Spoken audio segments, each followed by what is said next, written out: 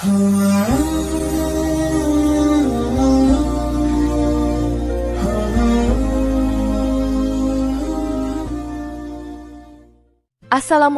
warahmatullahi wabarakatuh.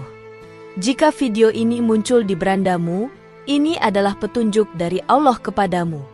Setidaknya sempatkan menulis sholawat kepada Rasulullah Shallallahu Alaihi Wasallam di kolom komentar. Insya Allah bisa menjadi bukti kecintaan kita untuk mendapat syafaat kelak di akhirat.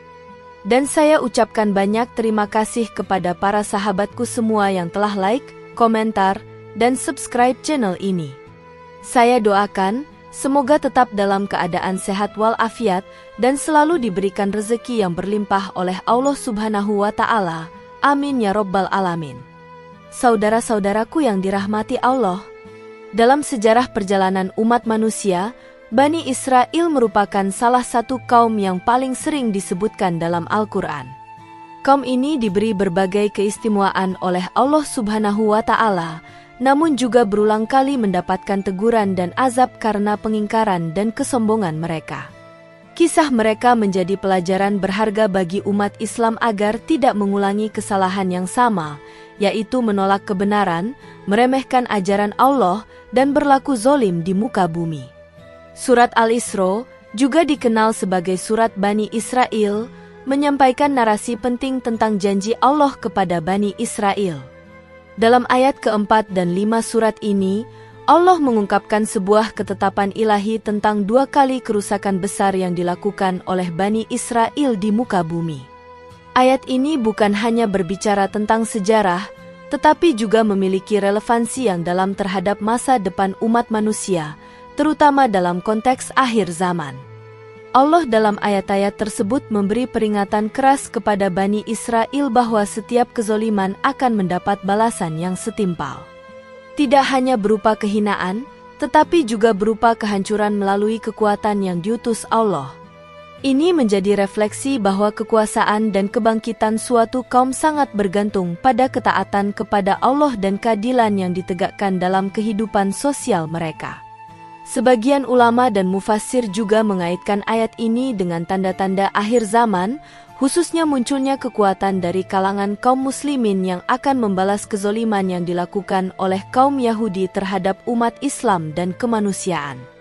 Oleh karena itu, memahami ayat ini sangat penting bukan hanya sebagai pengetahuan sejarah, tapi juga untuk meningkatkan kesiapsiagaan spiritual dan sosial menjelang datangnya waktu-waktu fitnah di akhir zaman. Allah Subhanahu wa Ta'ala berfirman dalam Quran Surat Al-Isra ayat 4-5. Dan telah kami tetapkan terhadap Bani Israel dalam kitab itu, sesungguhnya kamu akan membuat kerusakan di muka bumi 2 kali dan pasti kamu akan menyombongkan diri dengan kesombongan yang besar. Maka apabila datang saat hukuman bagi kejahatan yang pertama dari keduanya, kami datangkan kepada kalian hamba-hamba kami yang sangat kuat, lalu mereka menguasai kampung-kampung, dan itulah janji yang pasti terlaksana. Ayat ini menyatakan 2 hal yang sangat penting. 1. Kebinasaan karena kerusakan dan kesombongan. Dalam Quran Surat Al-Isra ayat 4, Allah Subhanahu wa Ta'ala berfirman bahwa telah ditetapkan atas Bani Israel dalam kitab Taurat, bahwa mereka akan melakukan 2 kali kerusakan besar di muka bumi dan akan menunjukkan kesombongan luar biasa. Kalimat ini sangat tegas, menunjukkan bahwa kerusakan dan kesombongan tersebut bukan hanya sekadar peristiwa biasa, melainkan perbuatan sistematis yang menyimpang dari jalan yang telah ditetapkan oleh Allah. Kerusakan yang dimaksud tidak hanya menyangkut fisik, seperti penghancuran tempat suci atau dominasi wilayah, melainkan juga kerusakan moral, sosial, dan spiritual. Mereka menolak ajaran para nabi, membunuh orang-orang yang membawa kebenaran, memutarbalikkan hukum-hukum Allah, dan menciptakan sistem kehidupan yang menindas rakyat, serta menyuburkan kesombongan berbasis etnis dan agama. 2 kali kerusakan ini merupakan pola besar yang menandai siklus jatuh bangunnya kaum Bani Israel dalam sejarah panjang mereka. Kesombongan yang dimaksud dalam ayat ini bukan hanya bentuk arogansi secara personal, tetapi juga sistemik, yakni ketika suatu kaum merasa mereka adalah satu-satunya pewaris kebenaran dan secara aktif memanipulasi aturan serta menindas yang lain demi mempertahankan status dan kekuasaan mereka. Bani Israel merasa bahwa mereka adalah umat pilihan yang tidak akan disentuh oleh murka Tuhan, sekalipun mereka terus-menerus melanggar perintahnya. Kesombongan ini mendorong mereka untuk menolak setiap peringatan dan wahyu yang tidak sesuai dengan kepentingan mereka. Dalam sejarah, kita menyaksikan bagaimana mereka menolak keras dakwah para nabi, termasuk Nabi Isa dan akhirnya Nabi Muhammad SAW, hanya karena kebenaran itu tidak turun dari kalangan mereka sendiri. Mereka menjadi kaum yang angkuh, memutarbalikkan fakta, dan bersekongkol dengan kekuasaan duniawi demi mempertahankan posisi mereka. Dalam konteks yang lebih luas, ayat ini menjadi pengingat keras bahwa ketika kerusakan dan kesombongan menjadi sistemik dalam suatu umat, maka kehancuran adalah keniscayaan. Hal ini berlaku bukan hanya untuk Bani Israel, tetapi juga untuk semua umat yang menempuh jalan yang sama. Ketika keadilan ditinggalkan, kebenaran dikaburkan, dan agama hanya dijadikan alat kekuasaan, maka saat itu pula mulai dituliskan takdir kehancuran suatu kaum. Allah tidak menghancurkan suatu kaum tanpa alasan, tetapi kehancuran itu adalah hasil dari akumulasi kesombongan dan kerusakan yang disengaja. Oleh karena itu, ayat ini membawa pelajaran besar bagi umat Islam untuk tidak merasa aman dari murka Allah. Jika jalan hidup umat ini menjauh dari nilai-nilai keadilan, kejujuran, dan ketaatan kepada wahyu, maka mereka pun bisa mengalami kebinasaan sebagaimana Bani Israel dahulu. 2. Pembalasan Allah melalui hamba-hambanya. Dalam Quran Surat Al-Isra ayat 5, Allah menyatakan bahwa ketika waktu kehancuran yang pertama telah tiba, maka Dia mengutus sekelompok hamba-hamba Kami yang sangat kuat untuk menyerang dan menguasai negeri Bani Israel sebagai bentuk hukuman atas kerusakan yang mereka lakukan. Di dalam ayat tersebut juga menjelaskan, hamba-hamba Kami yang memiliki kekuatan hebat, menunjukkan bahwa kekuatan ini bukan muncul dari inisiatif manusia semata, tetapi merupakan bagian dari rencana ilahi untuk menegakkan keadilan. Hamba-hamba ini adalah pihak yang diberi kekuatan oleh Allah, baik secara militer, kepemimpinan, maupun keberanian spiritual, untuk melaksanakan misi suci berupa perlawanan terhadap kezoliman dan penindasan. Mereka tidak bergerak atas dasar ambisi pribadi atau kekuasaan, tetapi sebagai alat Allah untuk menegur dan menghukum kaum yang telah jauh menyimpang dari kebenaran. Dalam sejarah tafsir, banyak ulama menyebutkan bahwa pasukan pertama yang dimaksud adalah tentara Babilonia di bawah kepemimpinan Raja Nebukadnezar, yang menghancurkan Baitul Maqdis dan membawa ribuan orang Yahudi sebagai tawanan. Namun tafsir tidak berhenti pada sisi sejarah. Para mufassir klasik dan kontemporer menggarisbawahi bahwa istilah hamba-hamba Kami bisa merujuk pada siapa saja yang dikehendaki Allah untuk menjadi pelaksana hukumannya, baik dari kalangan kaum muslimin maupun dari kaum lain yang dikuatkan secara temporer untuk menghancurkan sebuah bangsa zolim. Ini menandakan bahwa hukum Allah bisa datang dalam berbagai bentuk dan dari berbagai arah, tergantung pada tingkat kerusakan dan kesombongan yang dilakukan oleh objek hukuman tersebut. Artinya, Allah bisa menggunakan siapapun yang Dia kehendaki untuk melaksanakan takdir kehancuran. Kekuasaan yang diberikan kepada para hamba ini tidak hanya bersifat sementara, tetapi juga sangat efektif dalam menembus benteng kekuasaan dan dominasi yang sebelumnya tampak tak tergoyahkan. Mereka merambah ke seluruh penjuru negeri seperti disebut dalam ayat, yang menggambarkan betapa kuat dan menyeluruhnya serangan mereka. Ini menjadi simbol bahwa ketika Allah sudah menentukan kehancuran suatu kaum, maka tidak ada tempat yang bisa menjadi perlindungan bagi mereka.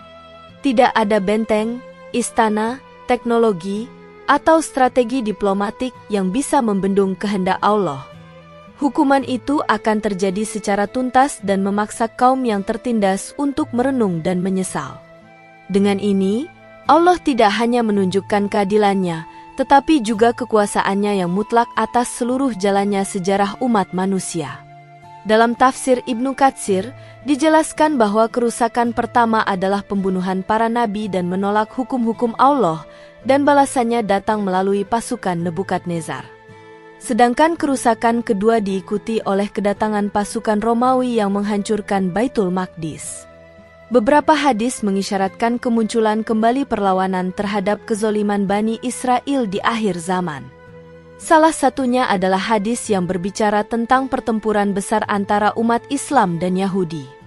Rasulullah Shallallahu Alaihi Wasallam bersabda, "Kiamat tidak akan terjadi hingga kaum muslimin memerangi orang-orang Yahudi. Maka orang Yahudi akan bersembunyi di balik batu dan pohon, tetapi batu dan pohon itu akan berkata, 'Wahai Muslim, wahai hamba Allah, ini orang Yahudi di belakangku, kemarilah dan bunuh dia.'" Hadis riwayat Muslim nomor 2922. Hadis ini dipahami oleh sebagian ulama sebagai bagian dari janji pembalasan atas kerusakan besar yang dilakukan Bani Israel. Ini menunjukkan bahwa akan terjadi konflik besar di akhir zaman antara umat Islam yang bangkit dan kaum yang selama ini berlaku zolim. Berikut adalah tanda-tanda akhir zaman yang termaktub di Al-Quran dalam Quran Surat Al-Isra ayat 4-5. 1. Bangkitnya kezoliman dan kerusakan global. Salah satu pertanda kuat mendekatnya akhir zaman adalah meningkatnya kezoliman dan kerusakan secara global yang bersifat sistemik dan meluas.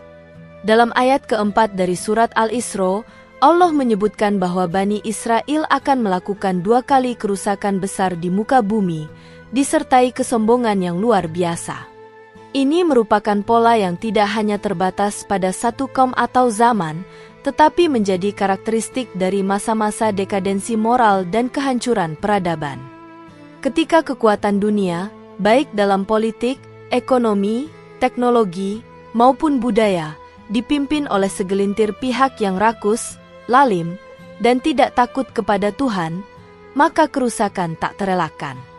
Kerusakan ini tidak selalu berbentuk perang fisik atau kehancuran infrastruktur, tetapi bisa juga berupa manipulasi nilai, pergeseran moral, dan dominasi ideologi yang menjauhkan manusia dari fitrah dan kebenaran. Kondisi dunia saat ini menunjukkan banyak indikasi tersebut.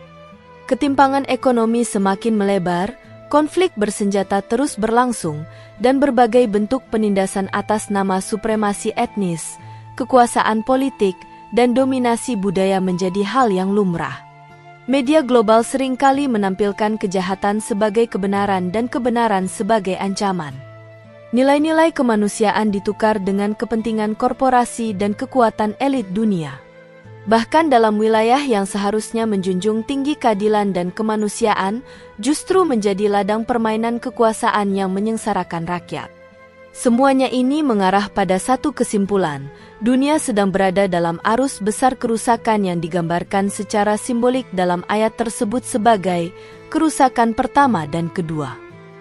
Di akhir zaman, kerusakan ini bukan hanya terjadi di permukaan bumi secara fisik, tetapi juga dalam sistem berpikir dan orientasi hidup umat manusia.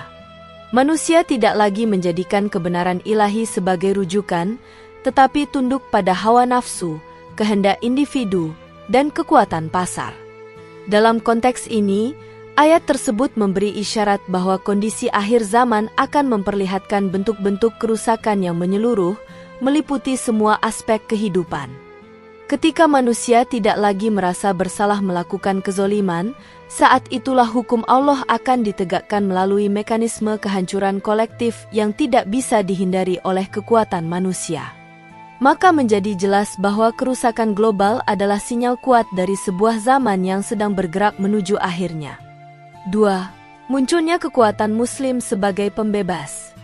Di antara tanda kebangkitan menjelang akhir zaman adalah kemunculan kembali kekuatan umat Islam sebagai pengganti dari dominasi kekuatan zolim. Dalam ayat kelima dari surat Al-Isra, Allah menyebutkan bahwa ketika datang waktu pembalasan atas kerusakan tersebut, maka Dia akan mengutus sekelompok hambanya yang memiliki kekuatan besar. Mereka akan menyerbu dan menyusup ke seluruh penjuru negeri untuk menegakkan keadilan dan menghukum para pelaku kezoliman. Ini bukan hanya peristiwa sejarah, melainkan juga gambaran metaforik dari kebangkitan ruhani dan militansi umat yang terzolimi, namun kemudian bangkit dengan kekuatan iman dan ilmu untuk merebut kembali kemuliaan yang pernah hilang. Kekuatan ini tidak hanya berwujud militer atau kekuasaan politik, tetapi juga kekuatan kebenaran, spiritualitas, dan peradaban yang menjunjung keadilan. Kebangkitan ini akan muncul dari kondisi terpuruk, sebagaimana pasukan yang disebut dalam ayat tersebut tidak datang dari kekuatan besar dunia, tetapi dari kalangan hamba-hamba kami, yang artinya mereka memiliki hubungan khusus dengan Allah, kuat dalam keimanan dan berpegang teguh pada kebenaran. Umat Islam, ketika kembali kepada Al-Quran dan Sunnah secara murni dan utuh, akan menjadi kekuatan pembebas, bukan penakluk yang menindas. Mereka akan menjadi penengah dalam konflik dunia, membebaskan negeri-negeri dari penjajahan fisik dan ideologis, serta menyinari peradaban global dengan nilai-nilai tauhid, keadilan, dan kasih sayang. Ini adalah proses yang panjang dan memerlukan pengorbanan, namun janji Allah menunjukkan bahwa saat waktunya tiba, maka umat Islam akan kembali berjaya. Di akhir zaman, umat ini akan bangkit bukan hanya untuk membalas dendam, melainkan untuk menegakkan kembali tatanan kehidupan yang diridai oleh Allah. Kekuatan ini akan menjadi alat Allah untuk menghukum kaum yang telah membuat kerusakan di bumi dan menindas kebenaran. Maka dari itu, ayat ini tidak hanya menjadi pengingat bagi kaum zolim bahwa kehancuran mereka pasti datang, tetapi juga memberi harapan besar bagi umat yang tertindas bahwa keadilan akan ditegakkan. Dalam narasi akhir zaman, kekuatan umat Islam ini juga dikaitkan dengan kemunculan tokoh-tokoh besar seperti Al-Mahdi dan Nabi Isa, yang akan memimpin perjuangan akhir melawan kezoliman global. Inilah salah satu ciri khas akhir zaman.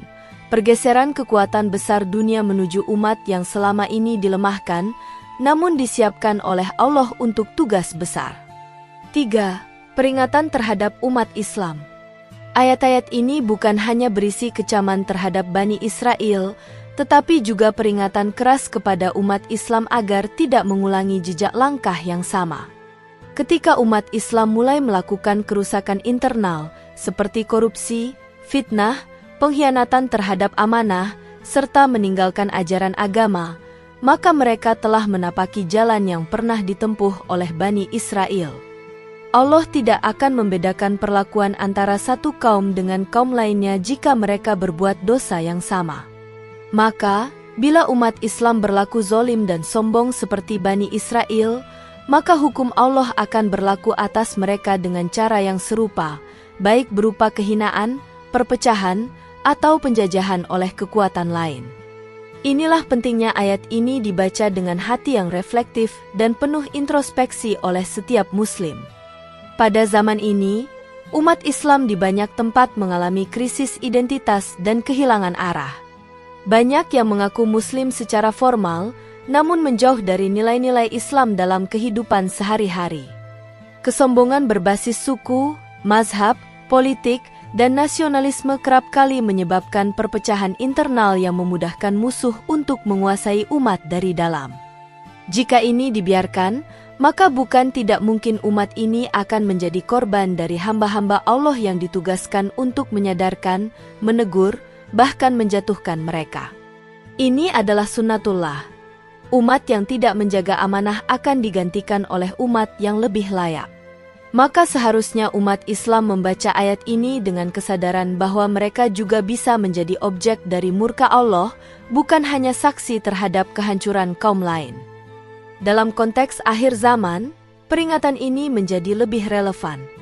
Fitnah akhir zaman tidak hanya berbentuk cobaan fisik seperti perang atau kemiskinan, tetapi juga fitnah ideologis, fitnah harta, dan fitnah jabatan.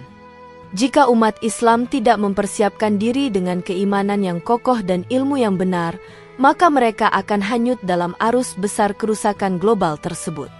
Oleh karena itu, penting untuk memanfaatkan waktu yang ada untuk memperbaiki kualitas keislaman kita, memperkuat ukhuwah, dan kembali kepada nilai-nilai keadilan dan kejujuran. Jika tidak, maka umat Islam akan menjadi seperti umat-umat terdahulu yang diangkat lalu dijatuhkan karena lupa pada tujuan hidup mereka. Ayat ini menjadi cermin dan peringatan keras bahwa kehormatan tidak diberikan secara permanen, tetapi harus terus diperjuangkan melalui ketaatan. 4. Janji Allah pasti terlaksana. Dalam ayat kelima dari surat Al-Isra, Allah menutup dengan kalimat yang sangat kuat, dan itu adalah janji yang pasti terlaksana. Ini menandakan bahwa segala prediksi yang disampaikan Allah bukanlah kemungkinan, melainkan kepastian yang akan terjadi pada waktunya.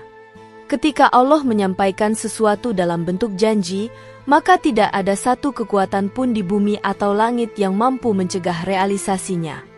Umat manusia seringkali menyepelekan peringatan ilahi karena mengira bahwa waktu masih panjang, atau karena tertipu oleh kenikmatan dunia yang sementara. Namun, Allah telah menegaskan bahwa kebangkitan dan kehancuran suatu kaum adalah siklus yang terikat dengan kepatuhan atau pembangkangan mereka terhadap hukum-hukum Allah. Keyakinan akan janji Allah ini menjadi salah satu dasar kekuatan spiritual umat beriman dalam menghadapi zaman penuh fitnah. Ketika kezoliman tampak berjaya, ketika kaum penindas seolah tidak tersentuh hukum, dan ketika para pembela kebenaran tertindas, disitulah pentingnya memegang teguh janji Allah. Umat Islam harus yakin bahwa pada waktunya, Allah akan mengutus para mujahid, para pemimpin adil, dan kekuatan ruhani untuk menghancurkan sistem kezoliman tersebut. Tidak ada keabadian bagi penguasa zolim. Sejarah telah membuktikan berkali-kali bahwa imperium besar bisa runtuh dalam sekejap bila Allah berkehendak. Maka tugas umat Islam adalah bersiap, menjaga iman, dan terus berada di jalan kebenaran, karena ketika saatnya tiba, mereka akan menyaksikan sendiri realisasi dari janji tersebut. Janji Allah juga mengandung harapan besar bagi umat yang tertindas. Dalam suasana dunia yang gelap, ketika hukum ditunggangi oleh kekuasaan, ketika keadilan dibungkam oleh uang dan pengaruh, maka hanya kepada Allah lah tempat kembali dan berharap.